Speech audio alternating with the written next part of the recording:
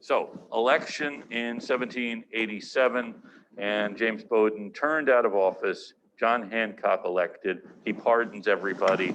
And by the way, this is also the most lopsided election in Massachusetts history in terms of turning out one government and electing another. So shoot, that's not what I meant to do.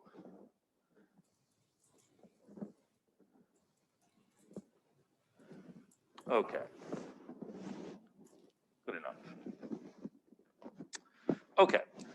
So this is one big political story happening in Massachusetts. Creation of a constitution, a real challenge to it during Shays' Rebellion, and the capital stays in Boston. There's also kind of a religious change beginning here. Does anyone recognize this building?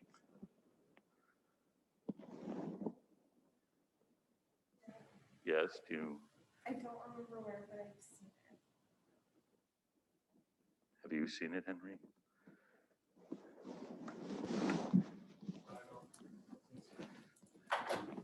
Okay, if you walk out of this building and take a right. Oh, is it the one like right there? Yes, it is King's Chapel. Oh, yeah. Yes, Chapel that's across the stall building, kind of? Like yes, that's it. And it was built to be an Anglican church back in the 1740s.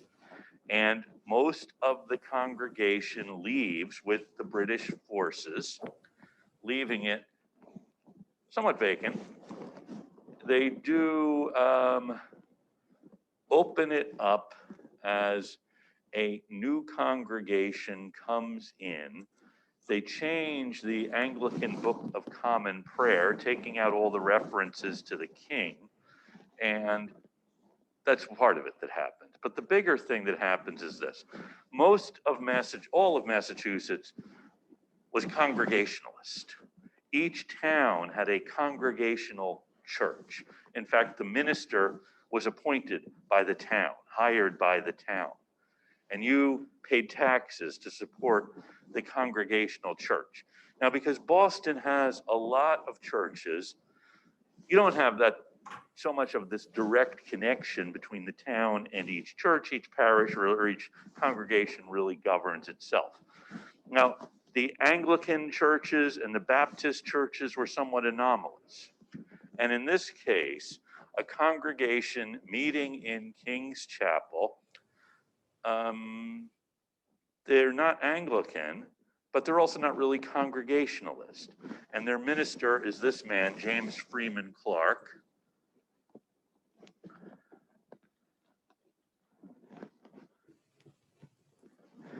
And Clarke and King's Chapel, by the way, this may sound very strange unless you are a theologian.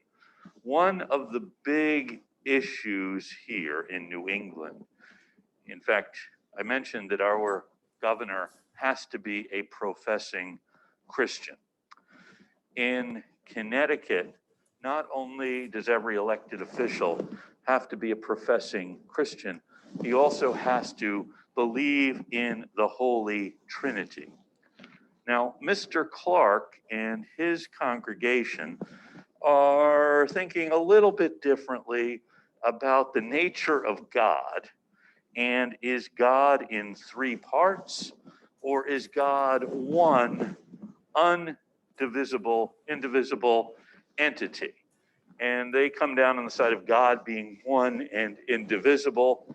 And because they believe in the unity of the Creator, they begin to be called Unitarians, as opposed to Trinitarians, that is, those who profess a belief in the Trinity. Okay? So it's a theological problem, but it's going to have other implications if you are not a Unitarian or a Congregationalist. Because the Unitarians also see God as less judgmental and harsh than the Congregationalists do. So you see the beginning of a religious change happening here in Massachusetts in this period after the Revolution. Now, another big thing that happens, getting back to politics, I'm sorry, we just had a brief foray out of politics with a brief mention of the Unitarians at King's Chapel.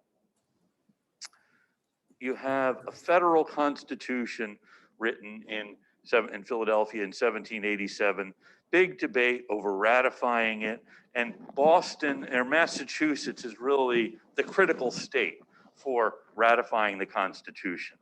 And the state ratifying convention happens in January and February of 1788 at this church, the Long Lane Meeting House. Happened there because it was the biggest building in Boston at the time. And ultimately, after about a month of very contentious debate, Massachusetts ratifies the federal Constitution by a vote of 187 in favor, 168 opposed. Very close vote in Massachusetts. And it does prove to be something of breaking a logjam in the debate. At the convention, Elbridge Gerry is the guy on your left, who was a delegate to the Constitutional Convention and opposed ratifying the Constitution, the federal Constitution, which he thought would send too much power to a central government. Gerry also thought that Massachusetts was having this civil war between the proponent, the Shays' Rebellion in many ways was a civil war. And he said it's a civil war between the proponents of democracy, which he said is the worst of all political evils, and their opponents who are just as bad. Gerry is something of a moderate here, and he sees these two extremes as really being bad for the survival of the republic. And he had hoped the Constitution would mitigate this, that is the federal Constitution, but instead he thought it's going to have these bigger political ramifications, create more division and so on. So he's against it. Samuel Adams is also against it. Samuel Adams had spent his life fighting against a distant government which was not responsive to what the constituents wanted. And now he saw the United States creating this distant government where there wouldn't be the same kind of control people had in Massachusetts over their government. So Adams is opposed to it. Elbridge Gerry is opposed to it. John Hancock is chosen to preside over the convention. Hancock lives at the top of Beacon Hill. He's the governor, very popular governor. He had been the first governor elected under the new Constitution. Then he had been out of office for a year and there were disastrous consequences. So he's back in as governor. And Hancock is really worried whatever side he comes down on is going to make him enemies on the other side.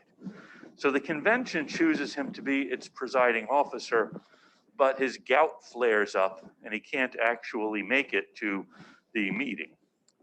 Now, there are different stories about what happens. The supporters of the Constitution in Massachusetts realize if Massachusetts defeats the Constitution, it pretty much will be the end of the discussion over this particular version of the Constitution. They need to do something to get Massachusetts to approve it. So they do two things. One is they propose some amendments to it which they can live with. Second, and this is actually the much smarter thing, they go call on Governor Hancock, who's suffering from the gout at his mansion on Beacon Hill. And they tell him their dilemma, that if Massachusetts defeats the Constitution, it'll be disastrous. So they say, we have these amendments. We would like you to go to the convention and present them and say they are your idea. He's amenable to that. But they also say, look, the news from Virginia is even worse about the Constitution. Patrick Henry is the most powerful figure in Virginia state politics, and he is absolutely against the Constitution, as are some of the other leaders in Virginia. So it looked pretty certain. This is in February of 1788. that Virginia is going to reject the Constitution. According to the way it's written, the Constitution will take effect when 9 states have ratified. So imagine that 9 states ratify, but one of them is not Virginia. That would mean that George Washington could not be president of the United States. But the country would need a president. And they would need a president who is known and respected throughout all of the United States. And if not George Washington,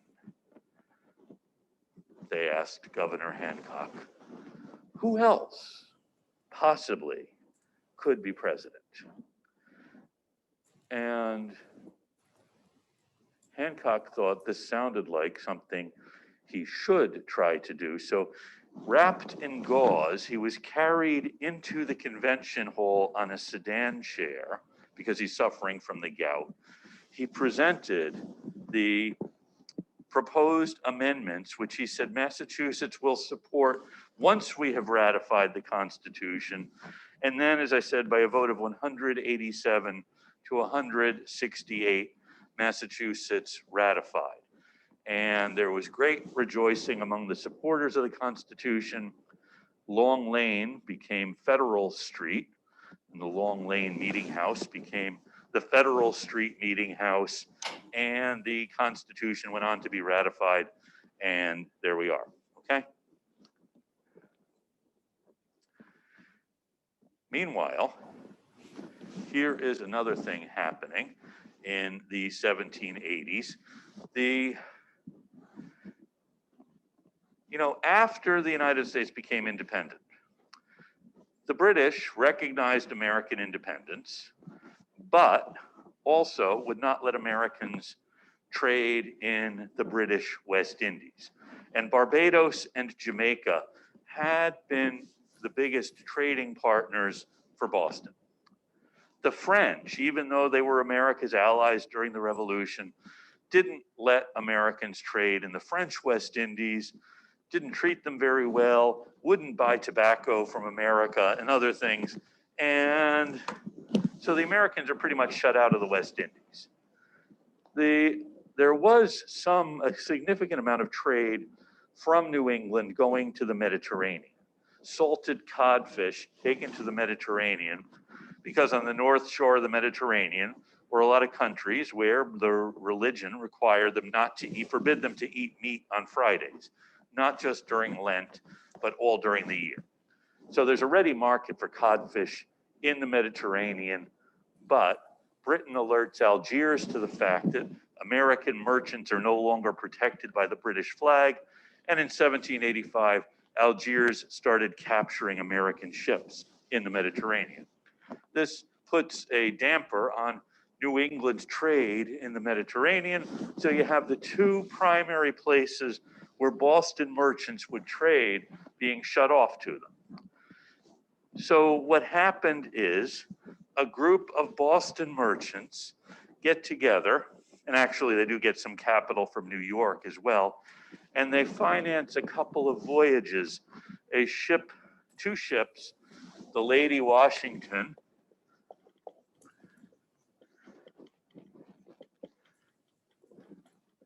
and the Columbia,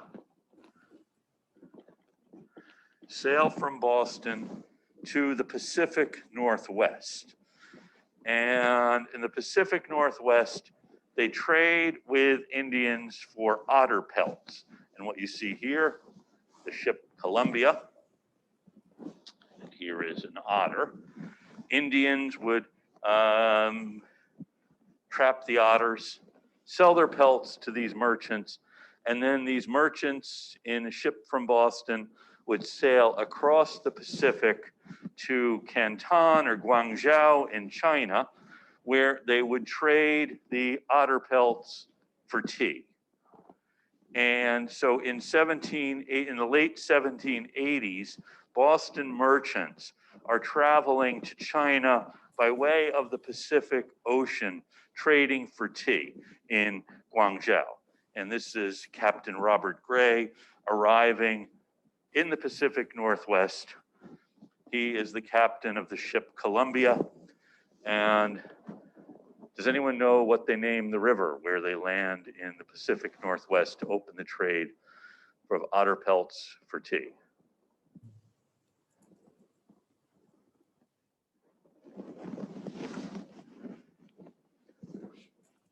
The river, What's the name of the river? Columbian. It is the Columbia River. Thank you, Henry. Henry's doing a great job answering these questions. Okay, so, and by the way, this mural is in the state capitol in Oregon. And I'm blanking on what the capital of Oregon is, so Portland. I don't think Portland is the capital. I think it's Salem. Eugene. Eugene, thank you, Seth. Eugene, Oregon. Okay. Salem's another guess. In fact, merchants from Salem are going there and naming it Salem. I'm also told that Portland Portland in Maine had been the town of Falmouth in Maine, changes its name around this time because there already was a Falmouth on Cape Cod. And so it was confusing to have two Falmouths in the same state. And so you have Portland in Maine, and you have the merchants who go out to the Pacific Northwest. Two guys argue about what they should call their little settlement. One wants to call it Bostonia, and the other wants to call it Portland. And the second guy won. And so it is these merchants from New England who are going to the Pacific Northwest. And here you see Captain Gray arriving, trading for furs with this group of New Englanders behind him and opening up this trade. This is the Lady Washington, which is the official state ship of the state of Washington. So this actually is bringing tremendous wealth to New England, particularly to Boston, because the China trade is fabulously lucrative, because China is producing not only tea, but silk and other luxury goods. And these guys have found something that the Chinese will buy or take in exchange for tea. And so the Chinese government really restricts where foreign merchants can operate. There's a group of Chinese merchants in Guangzhou who have formed a hung, which is a trade guild. And these guys are given a license by the Chinese government to conduct foreign trade. And so the hung merchants oversee the construction of 6 or 7 of what are called factories in Guangzhou, which Westerners at the time called Canton. And here you see the foreigners' quarter at Canton. You know, down the river from Canton is the Portuguese enclave at Macau.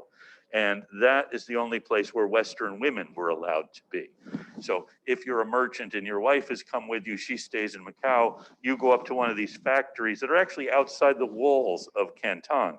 You can't go into the old city. And these hung merchants oversee the trade with the Westerners. And here you see some emblems from 1787 of the Columbia and Lady Washington. This is another view of the factories at Guangzhou on the Pearl River, which becomes actually Canton. The Pearl River becomes one of the largest trading places in the world. And it's really opened for America. The British already were there. The French were there, the Danes were there, the Portuguese were in Macau. This really becomes, for Americans, a Boston-centered trade. In fact, into the 19th century, Americans in Canton were called Boston men. And because all of these ships had on their stern the city where they were from, there's a thinking that Boston was actually the country. And here in Massachusetts, this is one of the merchants. Now, another thing, of course, China produces is porcelain. And this is a set of china or porcelain with the emblem of the Society of the Cincinnati. The Cincinnati or a fraternal organization created after the revolution by Washington's officers. And so you go to China, and in China, you can have really high quality porcelain produced much more cheaply than it can be done in Holland or in England. And so this is the opening of a trade in Asia between Boston and China that really enriches people in both places. And so Boston really is reviving in the years after the revolution, thanks to the opening of trade in China. And south of Boston, one of those Indian praying towns, the town of Punkapog, in 1793 changes its name to, anyone know what Punkapog becomes? Seth, I mean, you were doing really well with the capital of Oregon. Unfortunately, don't have anything for this one. It is today the town of Kenton. And also, if you go to Salem, there is the Peabody Essex Museum. Has been combined with, there was a museum of the China trade that actually, what for many years was in Milton, a town adjoining Canton. The Forbes family started it. The Forbes is another of these trading families going to China.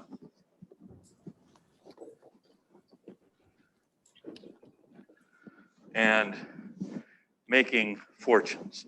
That is, most of the wealth then that is accrued in New England in the 19th century really has its beginnings in this trade with China. And the trade with China does kind of come to a crashing halt in 1808 when the Jefferson administration imposes an embargo on American trade. Meanwhile, I'll just talk briefly about what's happening in the national scene. You have a new government created under the Constitution. As I indicated, big debate over it here in 1787-88. Resolved, and Virginia does join the Union. So George Washington does become president, and the first vice president, of course, is John Adams. Adams had been the American minister to London, and of course had been one of the foremost advocates for independence before 1776, had been involved in politics pretty much since 1770. And Washington is elected president unanimously. Adams is elected vice president. And big issue for the country, of course, was trade and how do you protect trade. And in 1793, I mentioned Algiers starting to capture American ships in 1785. In 1793, Algiers captures more American ships, and now there is a real push to do something. And so in 1793, Congress authorizes the construction of a navy, the building of 6 frigates. Frigate is a kind of vessel smaller than a battleship and larger than a smaller vessel, usually 3-masted, usually would carry about 30 or 40 guns. The thinking here in America was the British, actually we're building this navy to fight Algiers, but we probably should have a navy to protect trade in other ways, and thinking about who are the countries that may become adversaries to the United States. Can anyone think of countries other than Algiers which might become adversaries to the United States if we're thinking about this in 1793? Spain? Why Spain?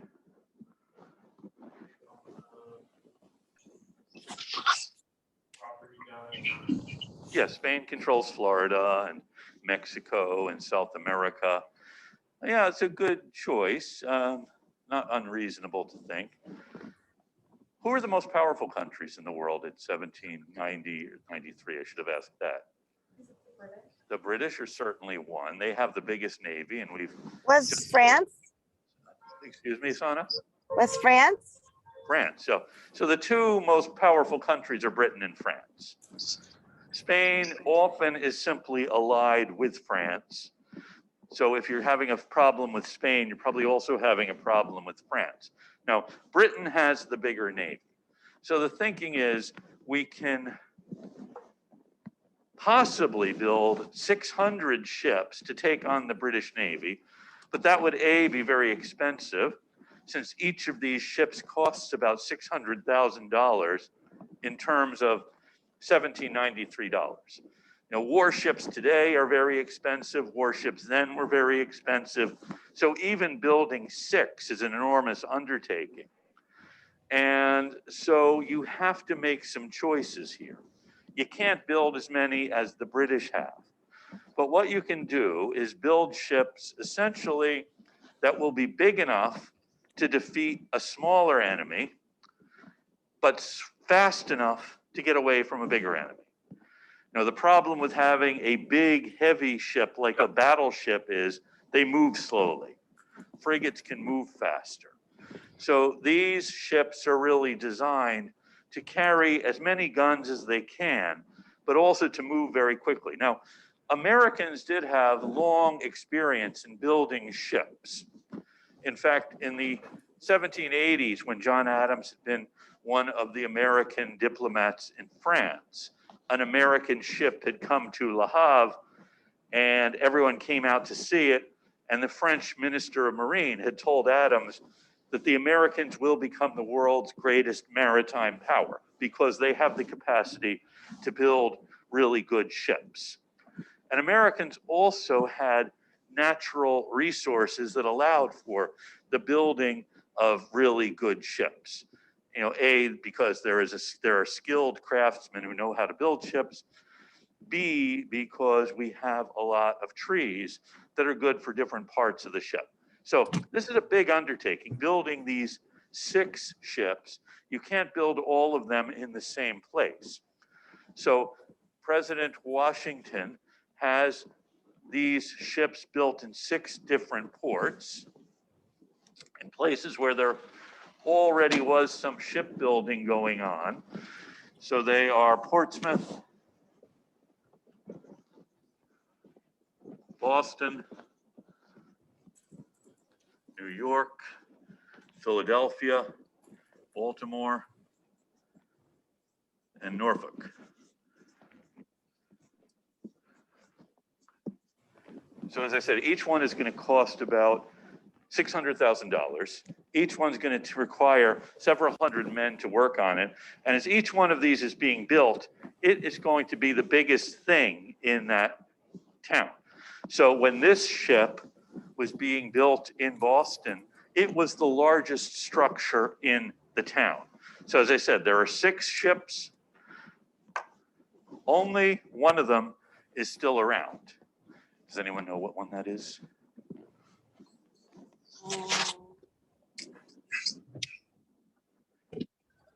It happens to be the one built in Boston.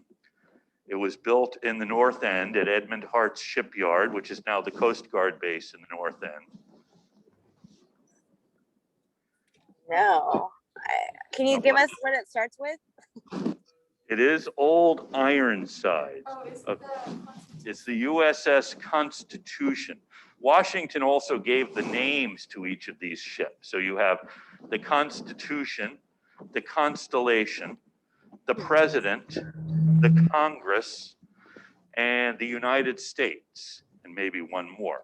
But what happens as the ships are being built, it also takes a few years to build them. The war with Algiers ends. Algiers agrees to a peace treaty. So Congress says, why are we spending all this money on 6 ships? Let's just build 3. So they cut back on some of the others being built and just finish these, one of them being the Constitution, which is launched in 1797. And as I said, the war with Algiers had ended, but now there's a war going on with France. So Constitution is involved in a war with France in the late 1790s, and then in the next decade in a war with Tripoli, and then in the next decade in a war with England. So this is one of the big things happening here. Now, another thing is, I mentioned these merchants who had come down from to Boston from Beverly and Salem. They really see, and by the way, the lumber to build this ship came from all over the country. Its sides are not made of iron, despite the fact that it's known as old iron sides, but its hull has timbers of live oak, a kind of tree that grows in Georgia, Florida, and along the Gulf Coast that is impervious to rot and also is very dense and strong. So you have this very dense, strong wood on the hull, and in 1812, in a battle with the HMS Guerriere, the cannonballs bounced off the sides of this ship, giving it the name Ironsides. So meanwhile, you're bringing this lumber from all over, and there's thinking that if Boston is going to not only survive, but prosper, we really need to make sure Boston is a hub for the entire region. So in 1793, another group of investors looked toward the Merrimack River, which is a fast-running river, not really good for commerce once it gets toward the sea, but it does bring a lot of goods from New Hampshire down toward the coast. And so they propose and they build a canal some 30 miles long from the Merrimack River to Boston. You can see from up here, using aqueducts where it goes over exists other rivers and some locks, and emptying in Charlestown. And then later the plan is they do bring the goods from these canal boats along the Merrimack Canal, or Middlesex Canal, I'm sorry, across into Boston. Here's another map showing the canal. So the Middlesex Canal is really a way to bring the trade from southern New Hampshire into Boston, instead of having it go to Newburyport or to Salem or to these other places along the North Shore.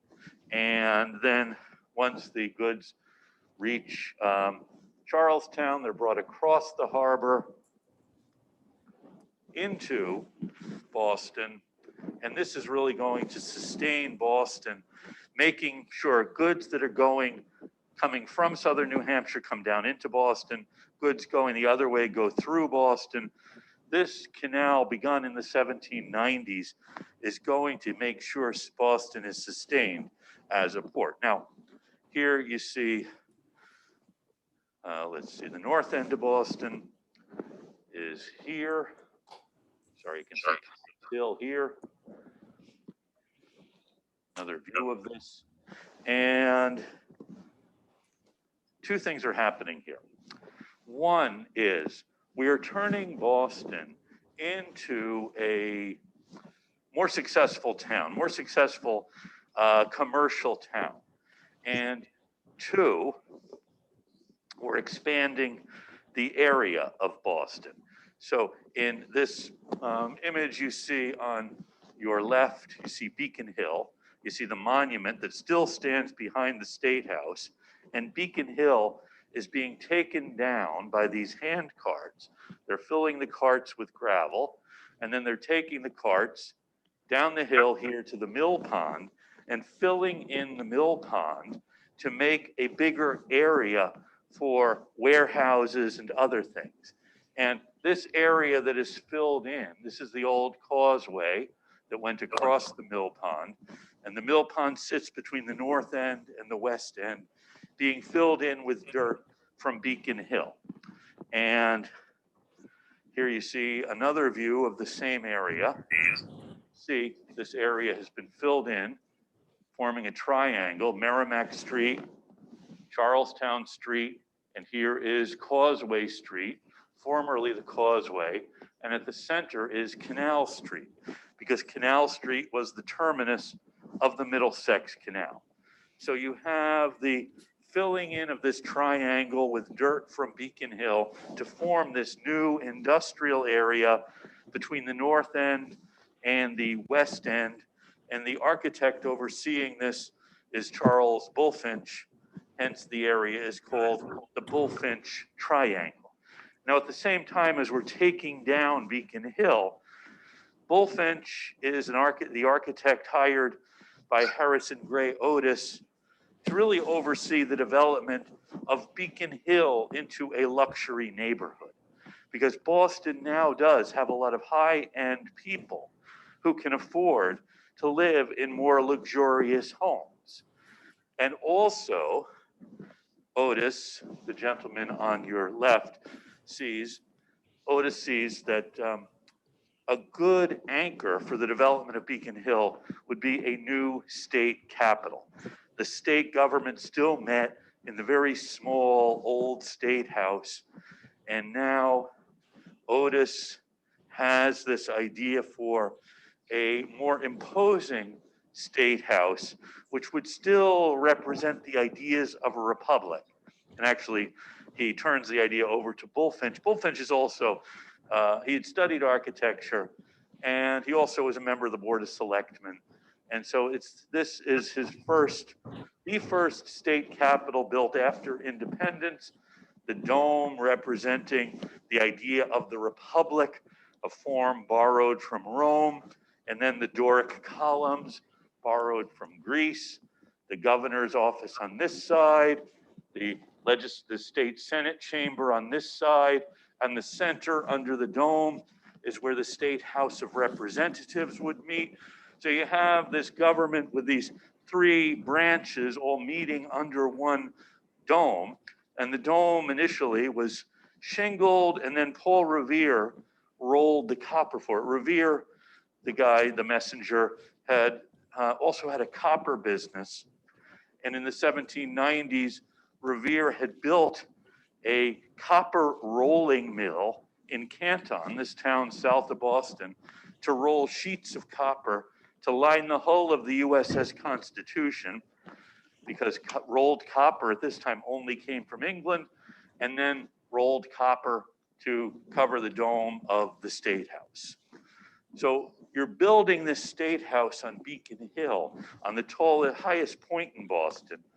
Actually, the land became available when John Hancock died, and his house had sat roughly here is Hancock's house. And so this was part of his land, and now you're building a new state capitol here.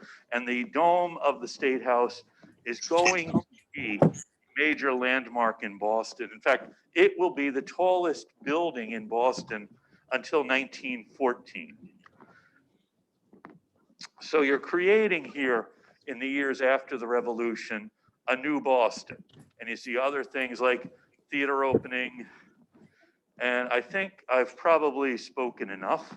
So I'll let you go, thinking about this new Boston of the 1790s with a wealth from China, a state government, and a new state capital.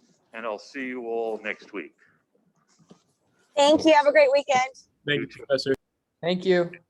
Take care. Good one.